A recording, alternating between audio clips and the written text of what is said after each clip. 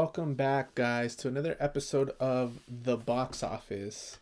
We do have a interesting show today, something where I see good value, guys. And good value comes in a form of, different ways. This one, it's coming in by the way of a heavyweight bout. You guys are going to know anything can happen in the heavyweight division, such as one punch changing the outcome of a fight, because these are some big dudes. So I think sometimes an underdog is an underdog, but they have that one punch heavyweight power. Um, keeping that in mind, we have Dominic Breazeale versus Otto Wallin. All right, and let's take a look at a little bit about them. So Dominic Breazeale versus Otto Wallin. Otto Wallin is the favorite in this bout. Dominic Breazeale, some of you guys might remember, is going to be the fighter that got knocked out brutally by Deontay Wilder. And he hasn't fought since. The fight was in May 18th of 2019, so he's going on 2 years without a fight. He was knocked out in the first round, um, and it was a brutal knockout. Brutal knockout. Prior to that, he had a good win against Carlos Negron. He beat Eric Molina. His two losses, guys, check it out, have been against Deontay Wilder and Anthony Joshua, both of them coming by knockout. Otto Wallin, on the other hand, he's a solid heavyweight, 21 wins, 14 KOs, one loss, hasn't been knocked out. That loss was against Tyson Fury, who is, well, the top heavyweight at the moment right now. He's coming off of a nice win versus Travis Kaufman. He is a journeyman, though, Travis Kaufman is. But a couple things that you want to look at. Otto Wallin is 6'5.5" with a 78 reach, while Dominic Breazeale is 6'7" with the 81.5 reach. And when you're talking heavyweights, that really does make a difference because size, height, it's a game of inches. If you're an inch or two, you pull back, it can determine whether a punch lands or not. So, keys of victory, Otto Wallin, because he is a Vegas favorite. We go with the favorite first. Well, first and foremost, you have to make him question if he still has it. Dominic Breazeale is coming off a tough loss. You need to have him guessing, make him think, make him doubt in his abilities to be in that ring. All right, a loss like that doesn't go unnoticed. I know that knockout's been in the back of his mind, even while he was been sparring and prepping for this match. That type of punch, that type of knockout stays with you for a very long time, and it could cause some self doubt at some point because it's just a brutal knockout. Now these guys are professionals, and they prep for this their whole career, their whole lives. So all you can do is make them guess, not necessarily saying, oh, this guy doesn't have it anymore. No, you have to make him question. You have to make him feel that way, and you're going to do that with a variety of ways. And number two is poke him. I usually use this little emblem as a attack, but it's poke him. So you're basically stabbing him, and you're going to be stabbing him with a jab. You are a southpaw, so you can stab him with a jab to the body when he's coming straight forward. Boom, stab him in the body. Fake to the body, go to the head. The thing with Dominic Breazeale is a lot of the times he's coming forward. He's not coming in with a jab. He's not coming in with head movement. So he'll be there to get hit. So if you can start landing that jab and stopping him in his tracks, just with a solid jab to the head, solid jab, and I mean solid jab to the body, to really start putting a little wear and tear and poking holes into his gas tank, I think it'll put yourself in a good position for you to pull off the victory. Not an upset because you are the favorite. Now, not the last one, another tip is don't go straight back. Dominic Breazeale is a fighter that's, typically been a come forward fighter his whole career. He's usually bigger than his opponent, so he can bully a lot of these people. And guess what? He's going to try to bully you too. Understandable. He has the height on you. He has the reach. He's going to try to come forward, land a big bomb, and then kind of set the tone for the rest of the fight. Don't go straight back. If you're coming in and you're poking him to the body, if you're landing a flurry and then he's gonna react and throw his own punches, you don't want to pull straight back because he does have a longer reach. He is taller than you. So if he swings a wild punch, a wild hook, overhand right, a looping left hook, chances are if you pull straight back, he'll still hit you. You're in that range. Punches hurt when you're a heavyweight, right? So don't go straight back. All right, that's gonna be my next tip. Don't go straight back. Don't pull back, pull out. Always angle out and get that head movement. Get your footwork down and get out of the range of his punches because he does come forward heavily and he does. A lot of his rallies on offense are when he is pressing forward, not necessarily coming in with the jab, but just being in that distance and coming forward. As a matter of fact, one of the ways you can make him question, back to point number one, is by landing punches when he's throwing. Start countering his punches. If you're not always in range and you're poking him with that jab, at some point he's going to reach, he's going to lunge in. Take a half a step back, anchor that front foot, come up with the uppercut, come up with the straight right or left.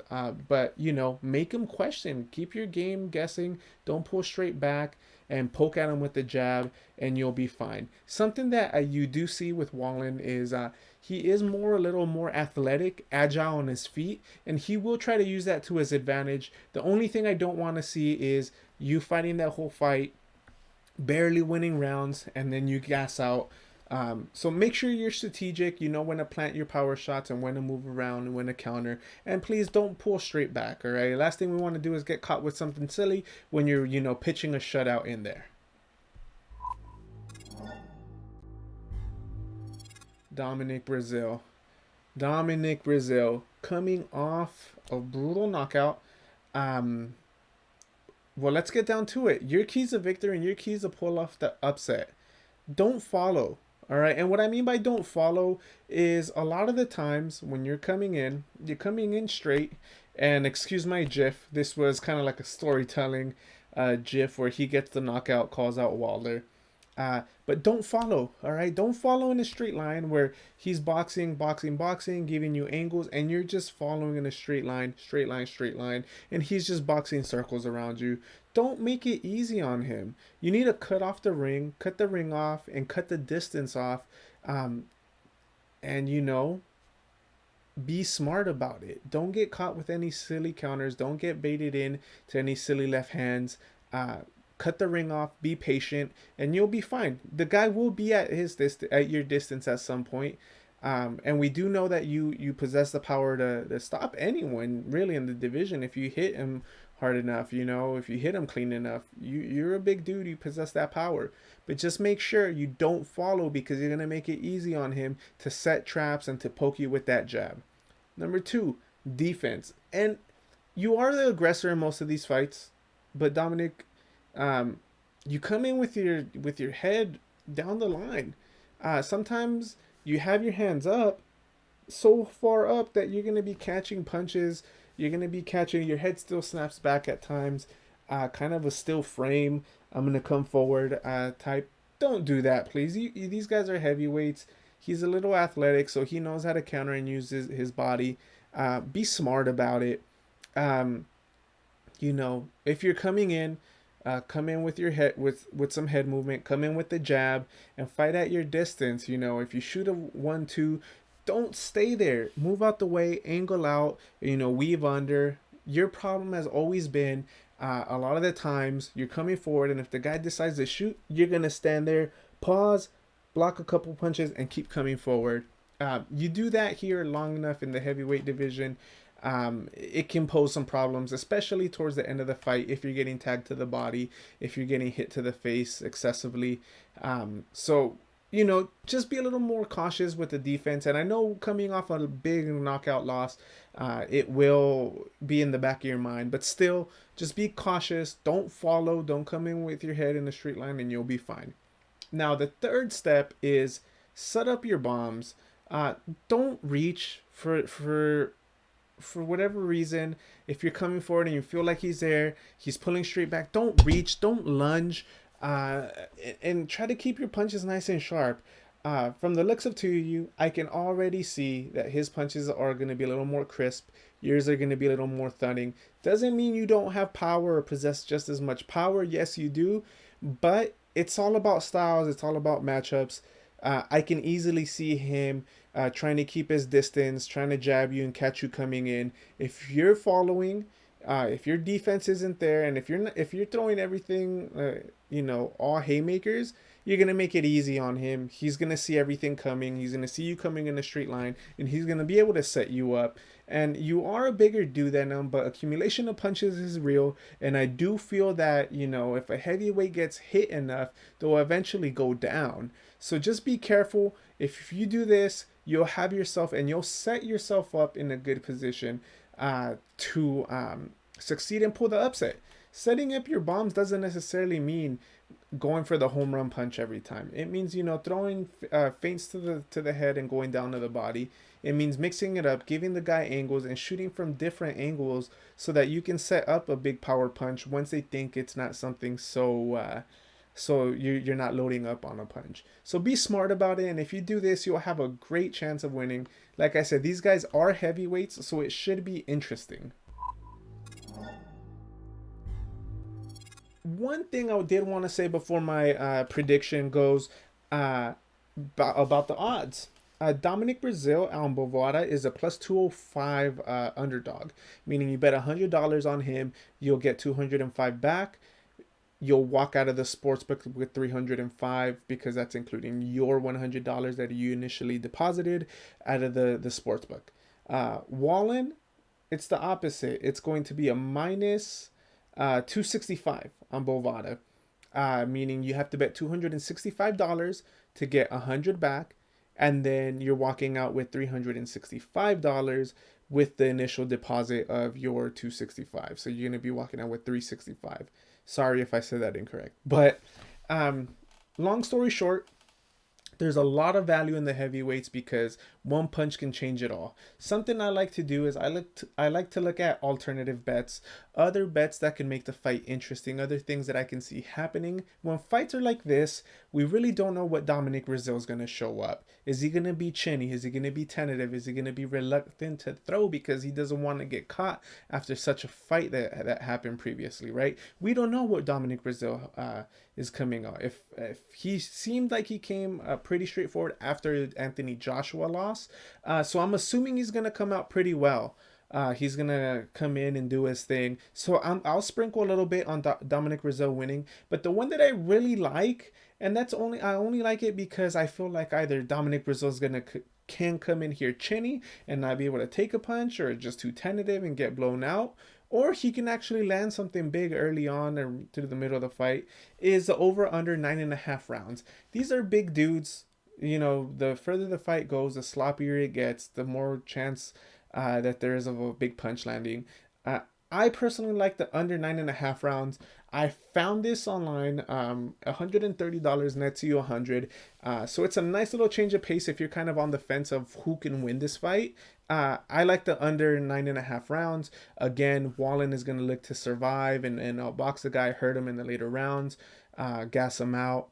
And then 9.5 is a lot of rounds though. So I mean, I can see it happening over, but if I had to bet money, or I would go under 9.5. As far as straight outcome, I'm going to go with let's see if Breazeale can pull off the upset. I'll probably bet on that. I'll bet on him winning by knockout, because if you get more specific with the win, you get more money as well. But we need to find what the odds look like. So back to my prediction, kind of gave it away already. Is I'm going to go with the under 9.5.